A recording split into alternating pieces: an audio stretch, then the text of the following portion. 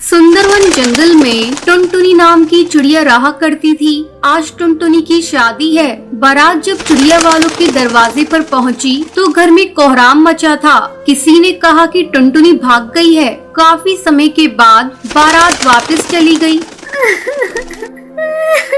टुनटुनी, तूने ये क्या किया? टुनटुनी तो पार्लर से ही अपने दोस्त कालू के घर चली गई थी। माँ बाप की इकलौती बेटी थी, उनकी इज्जत मिट्टी में मिल गई थी। टुनटुनी जब कालू के घर पहुँची तो कालू को किसी और चिड़िया के साथ देखकर उसके पैरों तले जमीन खिसक गई थी।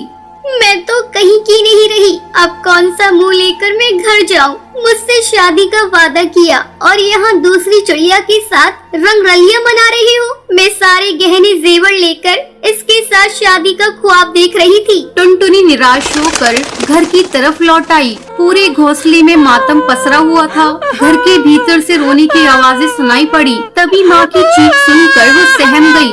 मैं बहुत अभागी हूँ। लगता है सदमे ने पापा की जान ले ली। मुझे यहाँ से तुरंत निकल जाना चाहिए। वो तुरंत सुंदरवन जंगल को छोड़कर दूसरे जंगल की तरफ उड़ गई। उसे खुद नहीं पता था कि शादी के मंडप से भागकर वो कहाँ जाएगी। अपने दुर्भाग्य पर उसकी आंखें बरस पड़ी। अचानक उसके कानों में एक जानी पहचानी सी आवाज टकराई। एक्सक्यूज मी, क्या मैं यहाँ बैठ सकती हूँ? अरे भूरी, तुम? टुनटुनी, तुम कहाँ जा रही हो? और इतनी सजी सवरी और बाकी घर वाले कहाँ हैं? बस भूरी, इतने सवालों का जवाब एक साथ कैसे दूं? अब पहले बैठ जाओ। ये बच्ची तुम्हारी है, बहुत प्यारी है, पर इतनी कमजोर क्यों है? हाँ, मेरी ही बच्ची है गुड़िया। इसी के इलाज के लिए दूसरे जंगल जा रही हूँ। इसके दिल में छेद है, इसका ऑपरेशन करवाना है। ओह, आई एम सॉरी, पर तेरे पति देव कहाँ हैं? दिखाई नहीं दे रहे। टुनटुनी, मेरे पति टुन्नू इस दुनिया में नहीं है। हमने उनके माता पिता की इच्छा के विरुद्ध कोर्ट मैरिज की थी। वो लोग ना हमें आशीर्वाद देने आए और ना ही हम कभी उनके पास गए। ओहो, ये तो बहुत दुख की बात है। वैसे तुम बताओ, कहाँ जा रही हो? टुनटुनी ने भूरी को सब कुछ बता दिया। अच्छा, तुम रो मत, मेरे साथ ही चलो। मेरे ससुर जी बहुत रईस कौआ है, उनके कई कारखाने हैं। कहीं न कहीं तुम्हें काम मिल ही जाएगा। ओह थैंक्स पूरी, मैंने MBA किया है इसी साल। मैं अपनी मर्जी से शादी करना चाहती थी, पर मम्मी पापा ने अपने आगे मेरी एक भी न सुनी। मजबूर होकर मुझे घर से भागना पड़ा, पर शायद मम्मी पापा सही थे। टुनटुनी की आंखों से आंसू गिरने लगे थे। टुनटुनी, रोना बंद करो। मैं भी पहली बार ही ससुराल जा रही हूँ। जब मेरे ससुर जी ने टुन्नू के मरने की खबर सुनी तो उनका सारा गुस्सा पानी हो गया। उन सभी ने तो मुझे और मेरी बच्ची को देखा भी नहीं है। उन लोगों ने ही पत्र लिखकर मुझे बुलाया है। बहुत देर तक बातें करते करते दोनों नदी किनारे पर ही सो गईं। तभी अचानक एक तेज तूफान आ गया। चारों तरफ अफरा तफरी मच गई थी। तेज हवा से एक डाल सीधा भूरी के ऊपर आकर गिरी। उसके माथे से खून की धाराएं बह रही थी। टुनटुनी, मेरी एक मदद कर दो। मैं शायद जिंदगी और मौत से जूझ रही हूँ। मेरे पास समय नहीं है। प्लीज मेरी बच्ची को उसके दादा दादी के पास पहुँचा देना और तुम उसकी माँ बनकर ही जाना। वो मुझे नहीं पहचानते। ये कहते कहते भूरी की आंखें बंद हो गई थी। टुनटुनी की रोते रोते हिचकियां बन गई थी।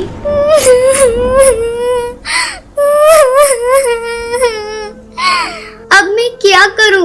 भूरी को छोड़कर कैसे जाऊं? उसने गुड़िया को सीने में जोर से भींच लिया और भूरी के बताए पते पर पहुंच गई। घर क्या, वो तो पूरी हवेली थी। टुन्नू के पिता कड़कनाथ सेठ ने उसे देखते ही कहा, आओ बेटी भूरी, हमें माफ कर दो। हमसे बहुत बड़ी गलती हो गई जो हमने इतने दिनों तक अपने बच्चों से दूरी बनाकर रखी। ऊपर वाले ने हमें उसकी सजा दे दी है। टुन्नू की माँ सुंदरी देवी ने उसे गले लगा लिया और कहा, लाओ बच्ची को मुझे दे दो। अरे कलावती, भूरी भाभी का सामान टुन्नू के कमरे में रख दो। भाभी को उनका कमरा दिखा दो। टुनटुनी इस नए घर में बहुत ही असहज महसूस कर रही थी, पर कठपुतली की तरह सबकी हाँ में हाँ मिलाती रही। कमरे में जाकर वो टुन्नू की तस्वीर के सामने खड़ी होकर फूट फूट कर रो पड़ी।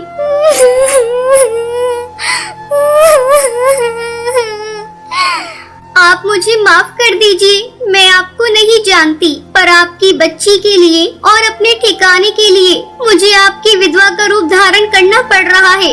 भूरी की भी यही इच्छा थी। मैं विधवा बनकर इस घर में कब तक रह पाऊंगी? जब इस झूठ का पर्दाफाश होगा तो क्या मुंह दिखाऊंगी।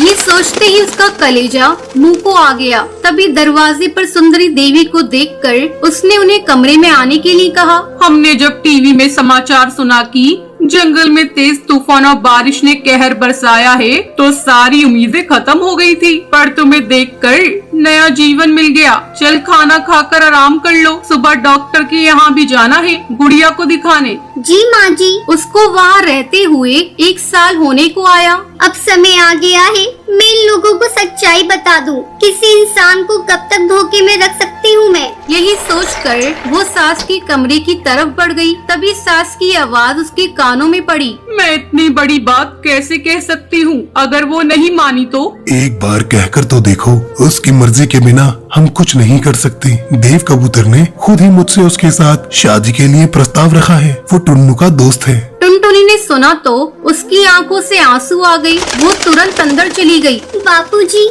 माँ जी, मुझे आप दोनों से कुछ कहना है। बोलो बेटी। गुड़िया भी पूरी तरह से स्वस्थ हो गई है। अब आप लोगों को मैं धोखा नहीं देना चाहती, पर क्या? बोलो। टुनटुनी ने शुरू से लेकर अंत तक सारी बात बता दी। सब कुछ सुनने के बाद बेटी, ये तुम्हारा बहुत बड़ा बलिदान है। तुमने हम लोगों को ऐसे समय में सहारा दिया जब हम बिल्कुल बेसहारा हो चुके थे। एक तरफ टुन्नू की मौत और दूसरी तरफ भूरी की मौत का समाचार सुनकर शायद हम दोनों टूट ही जाते, पर तुम्हारे उस झूठ ने हमें जीवन दान दिया है। ये सच है, इतने दिनों तक तुम हमारे घर में कुंवारी विधवा बहू बनकर रही। अब हम तुम्हारी शादी करके अपने हाथों से विदा करेंगे। टुनटुनी ने दोनों के पैर छूकर आशीर्वाद लिया। उसकी शादी देव कबूतर से हो गई। अब उसका जीवन खुशियों से भर गया था।